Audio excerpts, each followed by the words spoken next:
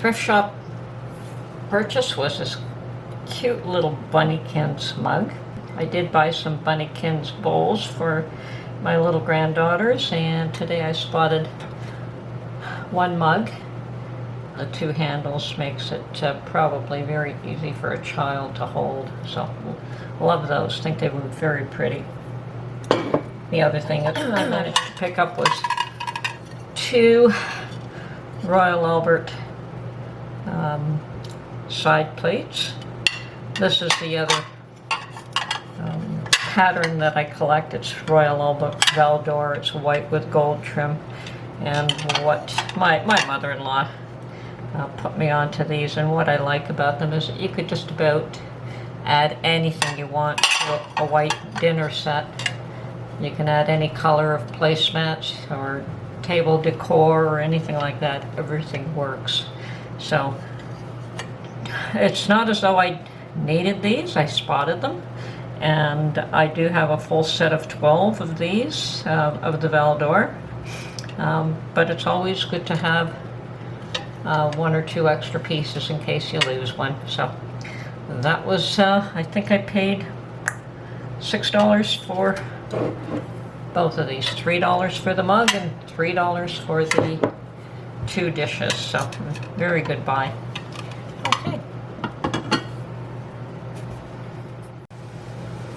Okay, I also picked up from the thrift shop 6 of these pineapple looking jars. I did test to see if a mason jar lid would fit on them, and it does, and they're all in good shape. No chips or anything.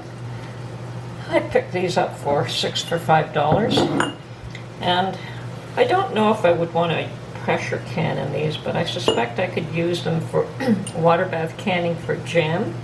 Would make very pretty jam jars. So probably a pint size, somewhere in that range. Anyway, that's another item I picked up at the thrift shop. Seems to be that it's becoming a bit of a hobby for me these days. One time I never went to thrift shops, and now I'm actually enjoying hunting for things that I might like. Another one of my thrift store buys was this casserole bowl and lid, and I don't know if you can see it, but not a scratch in there. It was never used by the looks of things. So brand new, in awesome shape, and I believe I paid $5 for this. So I use it to make scalloped potatoes, and you can do a very small roast in it if I wanted to.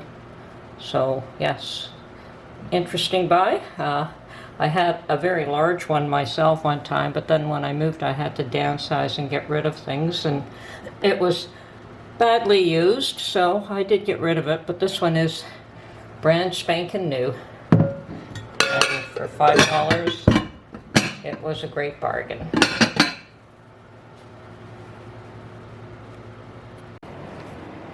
Okay, so another one of my fairly interesting thrift store buys is this Tiffany bracelet, and this was I bought 2 of them eventually, but this was the first one, and it does say it's a Tiffany bracelet, and I had to clean it up substantially.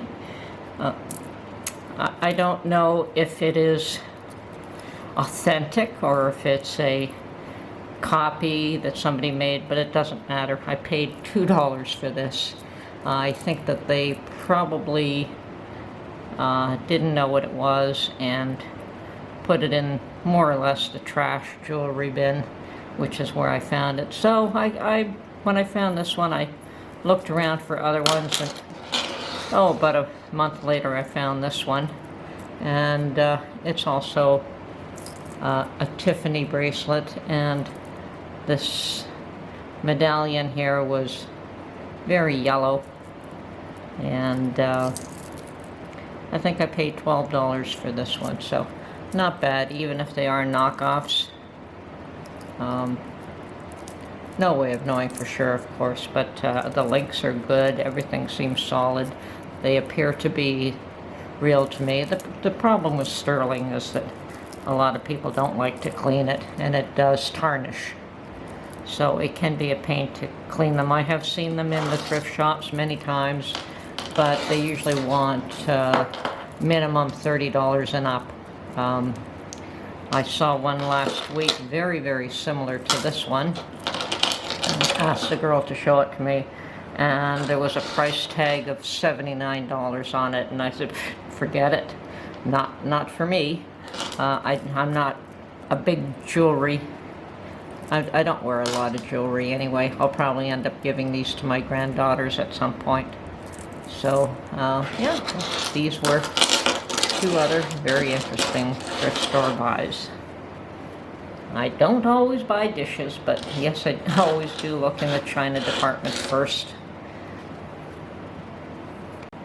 Oh, and by the way, thank you very much for watching, and we will catch you on the next video. Thank you very much. Have a good day.